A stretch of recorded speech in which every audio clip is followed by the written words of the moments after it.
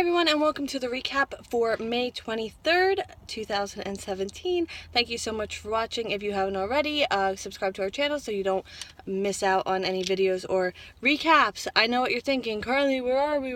What's happening? You're in a car. Where are you? Okay, so first of all, I'd like to thank Cassie because she got me this iPhone mount for the car a billion years ago, and I finally unearthed it. Like, I knew where it was, but like I didn't have access to it, so I finally had access to it. So that's why it's so beautiful. I have such a great angle to film in the car. And second, my charge is in dance class and I have an hour, and I've decided to film yesterday's and the 15th, because the 15th recap got lost in cyberspace somewhere. I can't find it anywhere, so I have to refilm it, but that's fine. But in any event, let's get started. So the nurses' ball is starting this episode, so I'm really excited. I love the nurses' ball, and I have some pretty good takes on it, I think. Alright, so let's get right to it. But first, at Sonny's, Michael drops off Morgan's journal, and also Sonny's not coming to the nurses' ball. Michael thinks that he should go, but Sonny's like, no, so much has happened, Michael, you don't even understand. Michael asks about Morgan's journal, because he brought it over. Sonny had asked Carly if Michael, if he could get Sonny's journal. Morgan's journal. I'm such a mess. So Michael brought that over. And Michael remembers how Sonny and Morgan showed up at the nurses' ball last year, and what a great memory that was. And he was so in control at the time. Michael can't stop thinking about Morgan's sudden turn, and Sonny is trying to find answers to that. Michael is going to head out to the ball now, and Sonny starts reading the journal. He notices something. The 600 milligrams. Morgan wrote his dosage in his journal. Oh, Morgan, I didn't give you enough credit when you were here. And Morgan, so he made a note of it, and Sonny makes a call. Andre comes over, that's who he made the call to, and he says he noticed the milligram difference too. He wanted to be sure of anything before he alerted them, so there have been calls been made, and Sonny's like, okay, totally understand, that's good. Sonny doesn't want Carly to know, though, until they have something concrete. They care about each other so much, but they're just so angry at each other, and honestly, I'm angry at Sonny too for the hypocrisy, but, I give them all the credit for working together for this common goal. So Andre tells Sonny that the pharmacy made no mistake. Andre says, taking half of the dosage, 300 milligrams, couldn't have made him go off course like that. Only if he was taking no lithium at all. My little heart, I have such a high feeling that we're finally going to get to the bottom of this, and it just makes me so happy. Alright, maybe enough of glam, Carly. Oh, that's so much better. Let me put this on. Oh gosh, what is happening to my life? Ooh, so Sonny trusts the journal. He trusts what Morgan was writing, that he wasn't lying, because he would have no reason to lie. Nobody knew about this journal but him, and nobody was going to read it but him. And so does Andre. He trusts the journal 1,000,000% as well. Morgan was taking his medication, and Sonny notices something at the bottom of the medicine bottle. It's and I'm like, what is it? Could it be part of a nail, a painted nail, or maybe a piece of jewelry Ava dropped in there, because she would always rush to switch out the pills. Maybe something got in there, but no such luck. But it is powder. One of the pills kind of crumbled. I don't know a lot about lithium pills, but they don't seem like the type of pills that would crumble. Sugar pills, though, placebos, that would. I'm so happy. So Sonny, I think he tasted it, because anyway, I'm not sure if he tasted it or not. So Sonny says it's something other than lithium, and Andre is bringing everything to the lab right now. They reload it with all the pills and everything, and he's bringing it to the lab. 1 second. Sonny turns the nurses' ball on in time to see Ava and Scott on the red carpet. More on that in a little bit. Backstage of the nurses' ball, Ava has her big check, like the big oversized check for $250,000 that's going to be in memory of Morgan, and Scott asks if she's just trying to assuage her guilt. So Ava says Lucy put the squeeze on her for all this money, so, and then Lucy comes in, and she's still getting ready, and Scott has flowers for her from him and Serena, and Ava asks if everything is set. Lucy says yes, everyone knows that your big donation is to honor Morgan. And Scott looks at Ava after Lucy leaves and goes, "Are you crazy? Like, what are you doing?" And he's like, "Don't you think this gesture might offend his parents?" And she says Lucy said the same thing, and he tells her not to do it. Will she take his advice? Oh, I don't know. Also, backstage at the nurses' ball, Carly tells Bobby about the Martina Sonny incident. Carly says Sonny isn't coming to the nurses' ball. He wants to stay home and read Morgan's journal. Look at them now. Look at where they were last year. Look at them now. And Carly says they're trying to understand why what happened to Morgan happened. And Bobby reminds her to live her life. Like, she's allowed to enjoy tonight. And they hug. Jocelyn comes in. Rehearsal went great, apparently. And it's time to go. The three of them walk together. And it's just like a really nice moment of the three generations. Outside the Metro Court, where everyone's like gonna, before they go into the red carpet, Jason and Sam are all dressed up. I love seeing them all dressed up. I'm not gonna lie. Jake, Elizabeth, and Franco come up to them. Elizabeth is in this gorgeous black and white dress, and Sam is in this yellow dress. It's like a light yellow, like a lighter yellow, though. I really like it. And Jake has a bandana trick he's doing, the magic. Yeah, it's very cute, very cute. And they're ready to go in, and Sam checks in with Jason real fast. He can't shake the nightmare he had with Helena. He feels like something's wrong. Like, why is Helena still in his head if this is all truly over? Just something's not right, Also, outside the Metro Court, Michael meets up with Bobby, Jocelyn, and Carly. Michael asks Bobby about Nell, and she says that she checked on her, and Jocelyn's like, "Wait, what's wrong with Nell?" No one told Jocelyn. Bobby tells Jocelyn and Michael that Nell will be just fine. Let's enjoy the evening as a family now.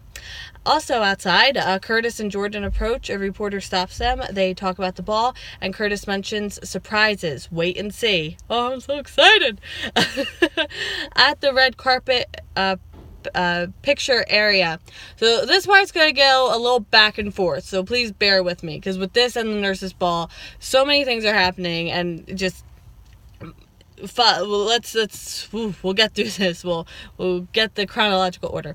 Mario Lopez is there. Hey, Mario Lopez. Nina is with him. She's wearing this gorgeous purple cutout sequin dress. Love sequins, love purple, love cutouts. What can go wrong? Valentine and Charlotte are the first to arrive, of course. Poor Nina.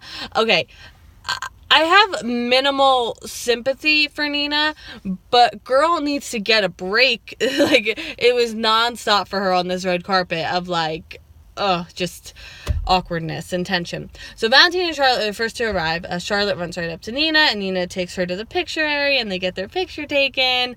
And Valentine tries to make nice, and Charlotte says she's missed Nina. And Nina's like, I've been working so much, and I've been sleeping at the office.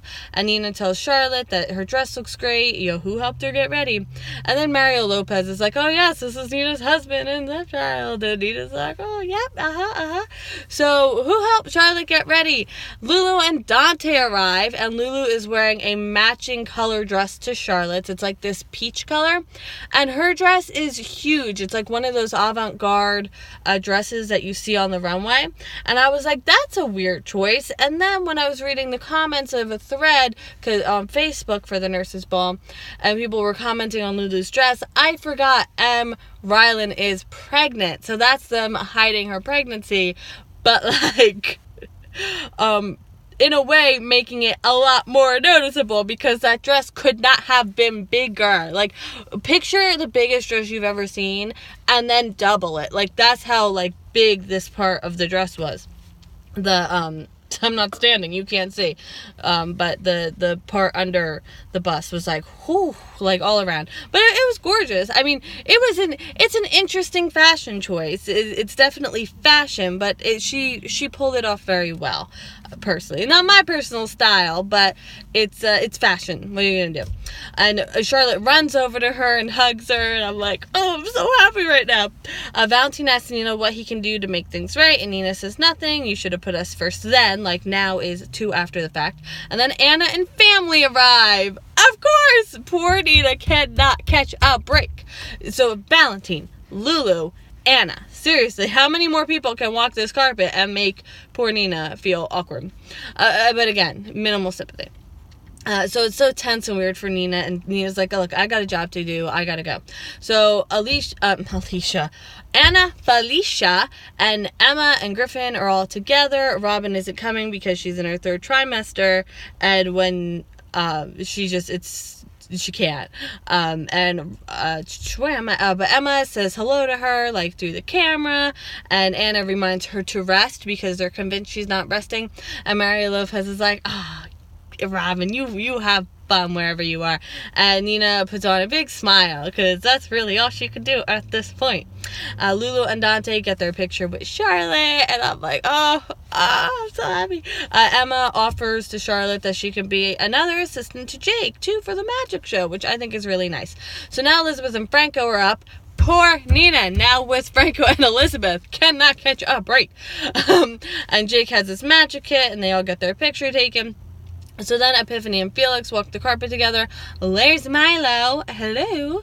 And more of them on this show, though. Seriously, Epiphany and Felix, they both need storylines. Please, General Hospital, I'm begging you, now that Tracy's left and there's a little bit more room. Like, I know you're working this thing with Amy.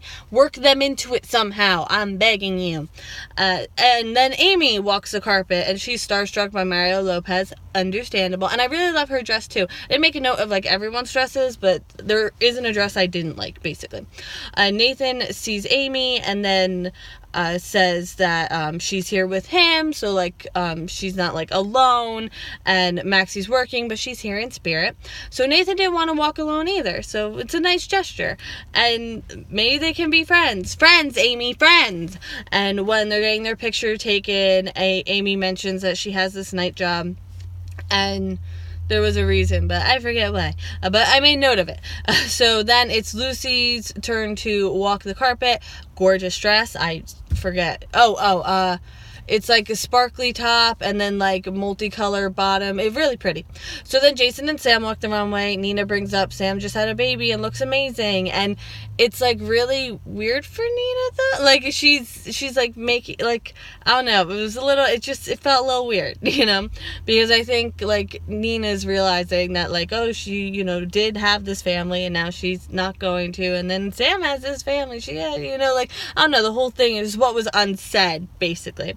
So then Nina steals Nathan away for a second. She got close to forgiving Valentine, but then Anna pops her head up in their lives. Carly and crew walk the carpet. Nina asks Carly where her handsome husband is.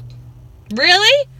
And Carly says he couldn't be here tonight, but the fight against HIV and AIDS is very close to his heart. Handles it like a pro.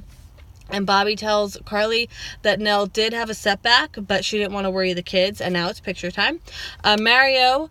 Oh, okay, so now Ava and Scott are walking the red carpet. This is what Sonny's saying. So they had decided to... Oh, am I out of order? Wait. Real fast. Backstage at the nurses' ball, Ava tells Lucy she changed her mind about the check. She doesn't want the whole I'm doing this for Morgan thing mentioned. And Lucy knows Scott has something to do with it, and she's disappointed that he threw in with Ava. And Lucy hopes Sonny skewers Ava, but it won't be tonight. Okay, back to the red carpet. So it was settled that there would be no mention of the donation being in Morgan's memory. So now Sonny is watching the red carpet of the nurses' ball, and Mario Lopez is talking to Ava and mentions the very generous donation she's made, and Carly and Sonny Corinthos must be very happy that she's making it to honor Morgan Corinthos. Mario Lopez didn't get the memo. Thank you, Mario Lopez, because we needed that to come to light. And now it's time to start the ball, but not quite yet. So at the nurses' ball, but it hasn't started yet, but in the ballroom, Emma shows Charlotte around. Jake says yes, Charlotte can join the magic show, and Charlotte tells Lulu and Dante first that she's going to help with the magic show before she tells Valentine. I'm just saying. I just thought you should know that.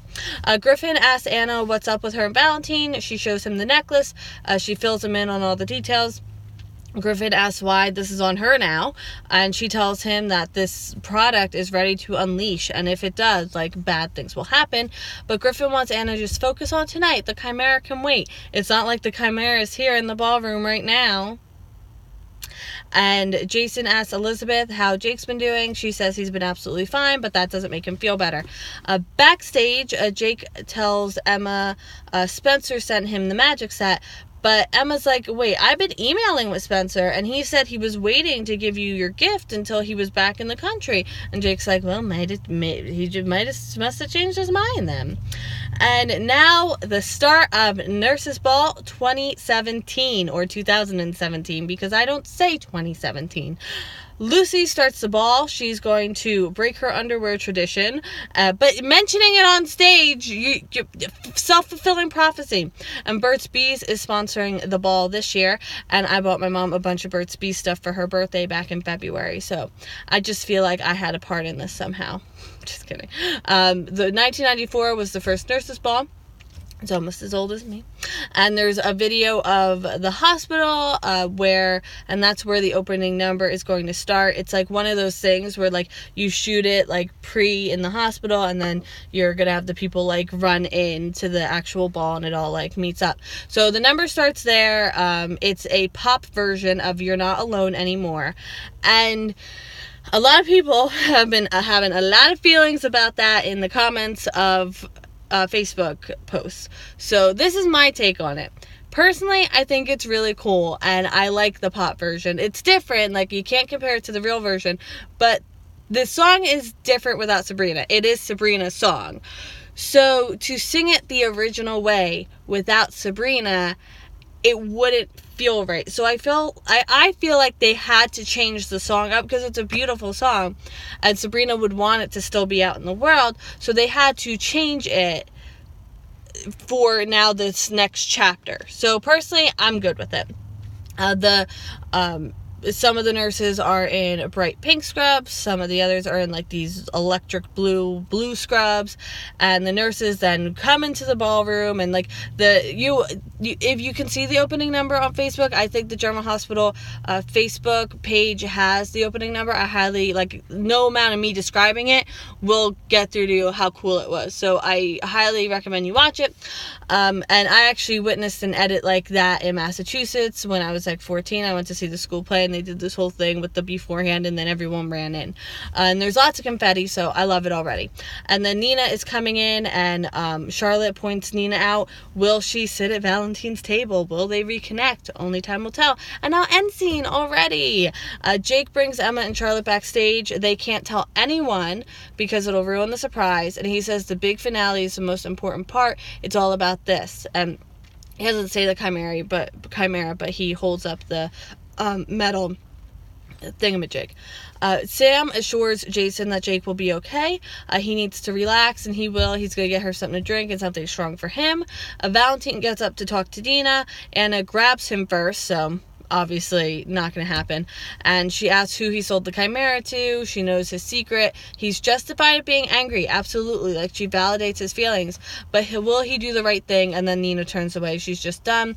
I should have mentioned when Anna was talking to Griffin about the chimera, she was showing him the necklace, and it had fallen during the course of the night. And Jason finds the chimera necklace on the ground. So obviously now his mind's at ease, right? No. Michael tells Carly she and Sonny aren't as far apart as they think, and she says a lot has happened. Ava is upset. What if Sonny saw the red carpet where Mario Lopez totally blew the secret? And even so, Sonny will see it somewhere else. It'll be all over everywhere. And Scott thinks there's a long shot that Sonny will connect the dots. Meanwhile, Sonny shows up at the nurses' ball. So that is it for yesterday's General Hospital recap. I'm going to film the 15th now because it got lost in cyberspace somewhere. I will get that up. I hope you have a great day. And so I still have to watch today's. So I will probably watch it tomorrow morning, and then watch tomorrow's and film at the end of tomorrow so I can get both of them up so like we stay on time. Thank you so much for watching, and I will see you tomorrow probably. Okay, bye.